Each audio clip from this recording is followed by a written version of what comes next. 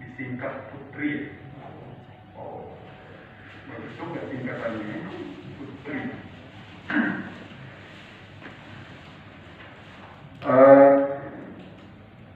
Seluruh jajaran Dewan Perwakilan Daerah Putri Kalimantan Timur yang saya hormati, dan kayaknya ada beberapa organisasi lainnya. 18 terdiri dari Aspirasi Kaltim, Asosiasi Perusahaan Penyelenggara Pameran dan Konvensi Indonesia, kemudian Asosiasi Experiential Learning Indonesia, kemudian Perhimpunan Hotel dan Restoran PHRI. Sekalian dari awal tadi kan diajukan orangnya dari. Oh gitu ya. Putri. Oke. Kemudian Aspirasi. Oke. Kemudian ASNI, Haili. Oke. Kemudian PHRI. Belum ada. Biasanya Pak Jul yang paling rajin itu. Kemudian Ikatan Wanita Pengusaha Indonesia, WAPI. Mana Ibu Wani? Belum datang. Tapi ada Joyce mau tidak? Mau tidak? Oke. WAPI atau ada di mana-mana kayak ini. Kemudian Association of the Indonesian Tour and Travel Agency, ASITA.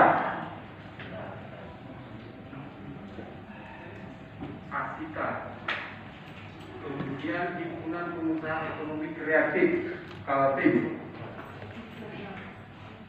Mitra. Kemudian KPI, Pramu Wisata. Oh, siapa bosku? Awam. Kemudian Indonesia Hotel General Manager Association, IHGMA. Oh ya Pak. Kemudian Masyarakat Sadar Wisata Kaltim. Siap. Bu ya. Asosiasi Hubungan Manen UMKM. Kenapa pakai istilah hubungan? Mas. Oh gitu. Karena UMKM kan nasional kan. Kemudian Asosiasi Pengelola Pusat Belanja Indonesia. Ini yang mulu-mulu ini. Kemudian Indonesian Host Keeping Association. Juga Himpunan Pengusaha Cafe and Resto Kari.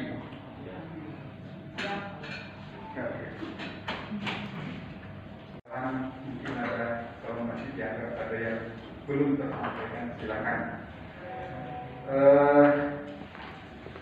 Berkenaan dengan surat yang disampaikan kepada Komisi 4 ini terkait dengan Instruksi Gubernur Kalimantan Timur nomor 1 tahun 2001 pada tanggal 4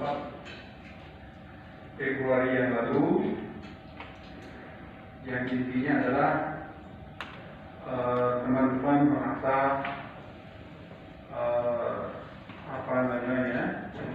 ada hal-hal yang harus disampaikan mengenai instruksi tersebut. Oleh karenanya kami dari Komisi 4 ini sifatnya kami menerima masukan itu, dan juga perlu kami informasikan kepada rekan-rekan sekalian. Kalau kota lainnya ada di Balikpapan, Gondang, Kucing, gitu. Nah, ini yang kita bicarakan, saya langsung to the point aja bahwa sebetulnya destinasi ini sangat patuh dan mendukung semua program yang berkaitan dengan pemutusan COVID-19 yang ada di Kalimantan Timur. Hanya saja memang meletakkan saat ada kalimat bahwa tanggal 6 dan 7 dan dengan waktu yang tidak ditentukan lagi, ya, tidak pasti, itu akan berlangsung terus gitu. Sedangkan kami ini bisa dikata kerjanya hanya tanggal Sabtu dan Minggu gitu. Itu kami lumayan susah gitu. Artinya pembedaan bahwa perkantoran dan pariwisata apa ada bedanya gitu kan? Karena kan kita profesinya masing-masing. Kita dari Senin dan sampai Jumat bekerja, dan hari Sabtu dan Minggu kita berlibur seperti itu ya, atau berrekreasi. Yang kedua, bahwa dari Kementerian Pariwisata kita ada namanya program CHSE, Clean, Health, Safety dan Environment. Jadi itu diambil untuk menyelamatkan perekonomian di pariwisata, di bidang pariwisata. Nah, pada waktu kita diberikan sosialisasi tentang CHSE, kita merasa, oh ini yang harus kita kejar. Supaya apa? Supaya kita dinyatakan aman berusaha secara ekonomi tetap di masa pandemi gitu. Kami telah diaudit, kami telah mendapat sertifikat langsung dari kementerian yang ditandatangani oleh Menteri Pariwisata. Harusnya bukan kami juga minta pembedaan, tidak gitu ya.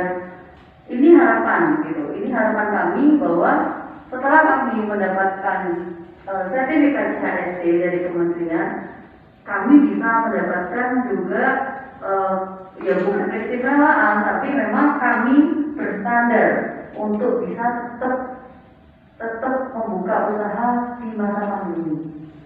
Nah, yang ketiga, tanpa mengurangi rasa hormat, saya yakin bahwa wakil rakyat kemudian pemerintah juga pastinya bisa mempunyai banyak solusi di tengah pandemi ini supaya kami bisa tetap berusaha. Itu saja saya. Assalamualaikum warahmatullahi wabarakatuh. Tiga itu Kalimantan Timur dan rekan sekalian yang berbahagia. Assalamualaikum warahmatullahi wabarakatuh. Selamat siang, salam sejahtera untuk kita semua. Om Swastiastu, Namo Buddhaya, salam kebajikan. Sesuai dengan surat kami sebelumnya kepada DPRD Provinsi Kalimantan Timur, kami sangat memberikan apresiasi kepada terutama Komisi 4, yang mana pada saat kami berkomunikasi dengan Ketua Komisi 4 untuk dapat beraudiensi hari ini, itu waktunya adalah hari libur sebenarnya. Jadi hari Sabtu kami punya niat untuk itu, kami komunikasi melalui telepon dengan beliau, dan alhamdulillah saya berpikir kalau kemudian ada yang namanya CSR yang diberikan sekian persen daripada keuntungan perusahaan, kemudian dialokasikan kepada bidang pariwisata yang bernama dari dalam kutip Corporate Tourism Responsibility, ini akan jauh-jauh sangat membantu kondisi pariwisata Kalimantan Timur. Kalau kondisi dari 2017 hal ini sudah diaplikasikan, saya yakin kan ribuan perusahaan yang mengambil sumber daya alam yang ada di Kalimantan Timur, sekian persen mereka menyumbangkan untuk corporate tourism responsibility mereka. Apa yang akan terjadi? Mungkin sampai dengan detik ini, pariwisata Kalimantan Timur akan santai-santai saja. Karena apa? Kita memiliki dana yang luar biasa. Saat itu dana saya pikir kita berdayakan untuk melatih penari-penari kita, membangun langit-langit, serabu kita, membantu akses jalan. Jadi kita tidak tergantung kepada pemerintah lagi. Kita cukup meminta Komisi 4 membuat legasinya. Kita cukup meminta Komisi 4 untuk membuat aturan mainnya. Bahkan mungkin pada saat perusahaan asing ataupun perusahaan yang ingin mengambil keuntungan daripada sumber daya alam yang ada di Kalimantan Timur, kita sudah minta mereka di Badan Penanaman Modal misalnya, mereka sudah menyetorkan berapa sekian persen kemudian mereka untuk pariwisata Kalimantan Timur. Maka saya pikir kalau kemudian dana-dana yang terhimpun dari yang namanya SETER ini sudah bisa kita manfaatkan, insya Allah kondisi pariwisata tidak mungkin semenangis sekarang. Mungkin itu saja, karena Ketua dan juga Komisaris dan juga segenap Komisi 4 dan juga kawan-kawan, mohon maaf, saya sangat antusias sekali mengusung SETER ini supaya kemudian kanda kita harus menyatu dan juga segenap jajaran bisa membawa aspirasi ini kepada pemerintah. Kita nggak bisa DPR, kita nggak bisa pemerintah. Yang kita mau adalah malakin perusahaan-perusahaan yang ngambil sumber daya alam di Kalimantan Timur. Wassalamualaikum warahmatullahi wabarakatuh. Waalaikumsalam. Terima kasih banyak Adinda Wonjumri atas masukannya. Selanjutnya saya bergeser ke Indonesian Hotel General Manager Association. Silakan Pak. Selamat sore Bapak Ketua, Bapak Sekretaris dan anggota Komisi 4 yang sangat kami hormati. Sebelumnya perkenalan diri, nama saya Budi Wardono. Saya mewakili Indonesian Hotel General Manager Association atau Asosiasi CM Hotel di Kalimantan Timur, di DKI Kalimantan Timur. Kebetulan saya sekjennya dan saya juga bekerja sebagai CM di Hotel Mercure dan di Samarinda. Langsung to the point aja, Bapak Ibu, karena pembukaan sudah dilakukan teman-teman yang lain. Saya ingin meng-highlight tentang CHSP. Jadi CHSP ini bukan hanya simbolis-simbolis yang diomongin aparat itu CHSP. Tapi yang terpenting di sini CHSP ini merupakan tools yang sudah ditetapkan oleh Kemenparekraf. Dan kementerian ini sudah berinvestasi sangat banyak dan sangat tinggi. Yang tujuannya adalah memang untuk mensertifikasi, dan investasi ini yang banyak yang dilakukan oleh Kemenparekraf dan hotel dalam hal ini yang saya angkat adalah juga sangat berinvestasi untuk itu. Kita berinvestasi untuk UV, sterilisasi, kita berinvestasi untuk hand sanitizer, kita banyak banget investasi untuk mendapatkan sertifikasi CHSP. Nah, jangan sampai di sini yang sudah disertifikasi sudah bagus tentang kebersihan, kesehatan, keamanan dan lingkungan sudah disertifikasi, dan banyak loh yang sudah dikeluarkan itu. Pemerintah mengeluarkan sistem, membuat sistem. Pemerintah mencetak asesor. Pemerintah membuat satu proses dan mengeluarkan sertifikat, itu biayanya nggak sedikit. Jadi yang saya highlight adalah CHSP ini tolong dimanfaatkan benar, jangan ada redundansi daripada peraturan yang bertentangan dengan CHSP. CHSP itu sudah berlaku, Pak. Komisi Kalimantan Timur dan jajarannya dan teman-teman sekalian yang ada di sini. Saya hanya menambahkan aja karena ini hampir semua yang disampaikan digorong ya. Dan itu yang terjadi di masyarakat sekarang ini. Kita dari masyarakat sendiri, salah satunya program kita yaitu pembinaan UMKM dan pengembangan dan pembinaan desa wisata. Jadi salah satu yang berdampak benar-benar dengan kebijakan Gubernur kemarin masalah teman-teman UMKM pastinya. Karena produk mereka yang biasanya Sabtu Minggu itu alhamdulillah agak lumayan, dengan ditutupnya itu, sedangkan hari-hari biasa itu kan sepi dan banyak sekali kegiatan. Apalagi Samarinda kita tahu sebagai kota jasa, maksudnya aktivitasnya beda dan orang liburnya di hari Sabtu dan Minggu. Sekarang kebijakan itu berpihak kemana gitu. Jadi itu salah satunya. Terus untuk masalah pariwisata sendiri, kita tahu ini program dari Pak Presiden, 100 program beliau, tapi nyatanya masih diberikan gitu. Jadi mohon dari DPR Provinsi Kalimantan Timur dari Komisi 4 ini tolong perjuangkan apa yang kami harapkan sekarang ini. Terima kasih. Wassalamualaikum warahmatullahi wabarakatuh. Waalaikumsalam. Daripada penularan COVID ini, maka itu menurut saya di sini poinnya dulu, poin utamanya. Lalu yang kedua adalah meskipun keinginan kita untuk memutus mata rantai itu, maka memang harus ada yang namanya kebijakan teknis implementasi. Tidak bisa sekedar ini, terutama pada persoalan sosialisasi. Saya seringkali berulang-ulang kali mengatakan bahwa hari ini kesadaran publik kita ini sangat rendah soal penggunaan yang namanya prokes itu. Ditambah lagi, kita selama ini hanya terjebak pada formalistik pemahaman prokes itu sendiri, bukan substansi prokesnya yang tertanam di sanubari setiap rakyat Indonesia. Apa yang saya maksud itu bukan substansinya adalah, ini mohon maaf, yang banyak hari ini yang kita temui adalah kita terjebak pada penyediaan fasilitas prokesnya saja, tetapi substansi menggunakan atau mentaati yang namanya protokol kesehatan itu yang tidak jalan. Contoh, di kantor-kantor pemerintah banyak tempat cuci tangan disediakan, tapi apa lihat? Saya bisa buktikan satu, itu di Juanda, ada di pinggir jalan itu bak begitu besar di depan kantor itu, tapi yang menggunakan cuci tangan itu sampai berlumut, gentongnya itu tidak ada yang gunakan. Apa gunanya?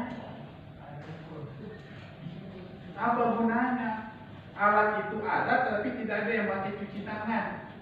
Ini contoh, berarti kita terjebak pada formalistik fasilitas prokesnya, bukan ketaatan prokesnya.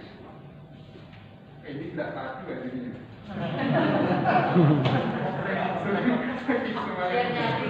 Oke, itu satu ya. Akhirnya apa?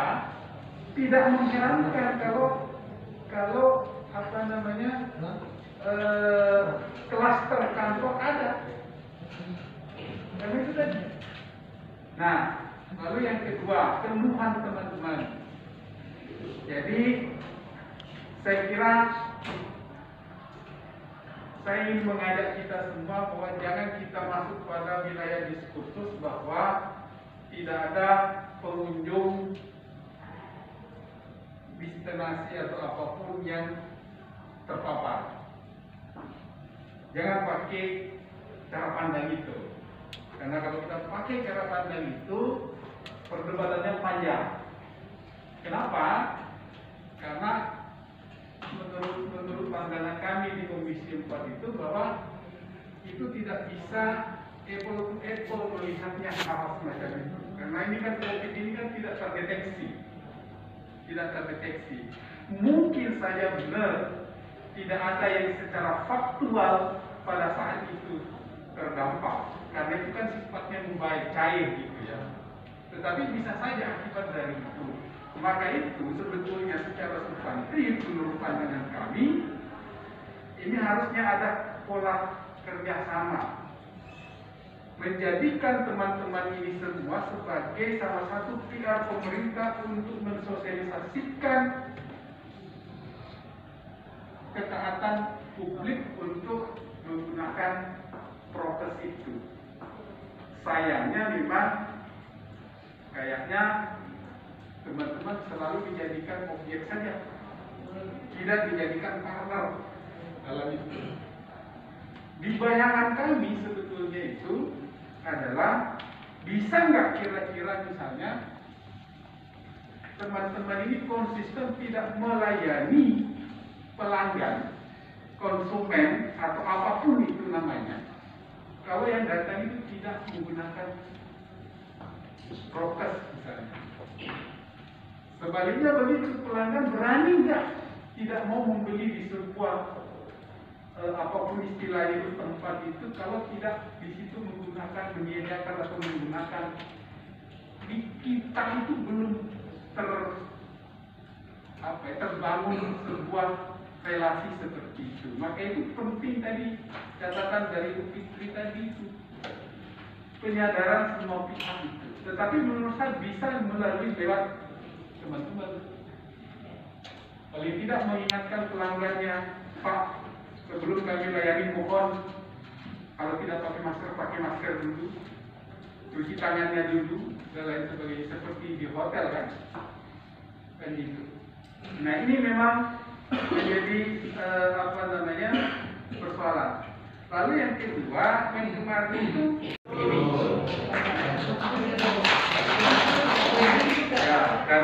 Senin sampai Jumat itu begawi, bahkan perusahaan-perusahaan jalan terus. Kemarin itu bahkan ada yang lapor ke saya bahwa ada bengkel yang masih buka, misalnya hari Sabtu itu, dan lain sebagainya. Bahkan ada perusahaan juga yang masih buka dan lain sebagainya. Sementara UMKM dikencet gitu. Sementara hidupnya di Sabtu Minggu itu. Sabtu Minggu tadi itu apa namanya? Sudah pandeta tadi baru mulai hidup sudah. Dan Sekretaris Komisi 4 Pak Salahuddin, yang saya hormati saudara-saudaraku semua yang tergabung dalam Putri, saya tidak hanya Putri Kartini. Jadi barangkali sekedar tambahan aja Ketua. Ini kan masalahnya kita berhimpun di sini ini hanya satu masalah, yaitu adanya surat edaran Gubernur Provinsi Kalimantan Timur. Yang pertama, memang Ketua pada hari Kamis pagi, kalau tidak salah kurang lebih jam 7, salah satu teman diundang makan sarapan pagi di rumah beliau, karena kebiasaan beliau seperti itu, untuk membawa satu undangan. Kebetulan undangan itu adalah kami punya gawian untuk tanggal hari Sabtu, tepatnya tanggal berapa kemarin? Ya, tanggal 6. Nah, ternyata Pak Gubernur itu pada kesempatan itu beliau mau hadir di tanggal hari Sabtu. Cuma setelah keluar dari rumahnya berangkat ke kantor kurang lebih ya jam 10 jam 11. Beliau dengan sangat terpaksa yang harus membuat surat edaran. Sebenarnya surat edaran itu menurut saya itu keliru. Yang harus dibuat sebenarnya kalau gubernur itu adalah peraturan gubernur, sehingga peraturan gubernur sampai ke bawah tingkat wali kota bupati itu bisa berjalan dengan seiring dan seirama. Itu barangkali. Jadi ini ada Pak Ketua, mohon maaf, ini ada semacam penekanan dari mohon maaf dari Prokopimda. Itu yang saya sampaikan. Jadi sehingga barangkali pada kesempatan ini ya apa yang disampaikan oleh Ketua Komisi 4 bahwa akan menyampaikan info ini ke pimpinan, selanjutnya pimpinan menyurati ke pemerintah provinsi. Nah, saya kira surat edaran ini Pak Ketua seharusnya dirubah menjadi peraturan gubernur, itu yang benar. Yang kedua,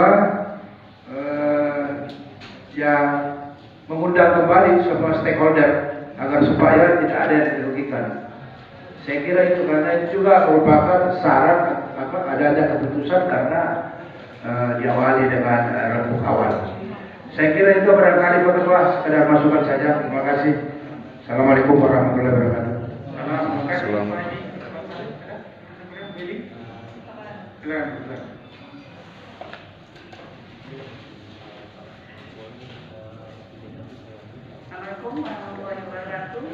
Waalaikumsalam warahmatullahi wabarakatuh. Terima kasih Ketua Kesempatan dan terima kasih kepada teman-teman pelaku ekonomi, pelaku UMKM dan seluruh organisasi provinsi. Semua sudah jelas dari Pak Ketua Komisi yang lengkap semuanya. Dan mungkin teman-teman juga sebagian tahu, saya juga termasuk yang terdampak. Saya kesini juga ditelepon sama kakak saya, ini sampaikan nih. Kalau di Tenggarong memang saya akui pelaksanaan instruksi gubernur itu hebat sekali. Tapi di Tenggarong sendiri tidak ada larangan tutup. Dan Sabtu Minggu semua buka, bisa buka. Cuma jalannya ditutup total. Sama aja Bu. Tidak dilarang buka, tetapi jalannya ditutup total sampai motor buka boleh. Nah, itu yang terjadi di Tenggarong. Saya juga termasuk yang langsung telepon ke Komisi, Pak, Bapak dilibatkan nggak Pak edaran gubernur ini? juga saya termasuk sangat keberatan bahwa bukan kita tidak bersimpati terhadap obat-obat COVID, kita juga bersedia. Kami saya selalu dengan teman-teman organisasi juga bilang bahwa seperti Bu Rosita yang bilang bahwa berusaha untuk bahkan mencoba untuk ikut sertifikasi CHSE itu. Kalau bisa kami kan mau, gimana pun kita kan memutus mata rantai, tetapi kata ketua komisi bahwa yang penting adalah edukasi itu masyarakatnya seperti Ibu bilang tadi, Ibu dari Kudapan, masyarakatnya itu teredukasi. Warung dibuka, protokol kesehatan kita siapkan, bahkan di awal-awal yang COVID pertama itu ya, ada sih. Dan beda wilayah tapi beda implementasinya. Saya pikir itu hampir sama. Baik, saya singkat saja. Sudah dipaparkan oleh ketua dan beberapa anggota komisi tadi. Saya pikir kita perlu stressing lagi ketua, supaya apa yang menjadi komitmen kita ini, DPRD bersurat secara administrasi ke Gubernur Provinsi Kalimantan Timur. Saya pikir kita harus men-stressing lagi pemerintah provinsi lewat press release nanti. Ya, sama-sama kita press release untuk memberikan stressing kembali kepada pemerintah provinsi agar upaya kita, gerakan kita ini betul-betul diwadahi dan didengar oleh pemerintah provinsi Kalimantan Timur, sehingga ada kekuatan yang backup keinginan kita supaya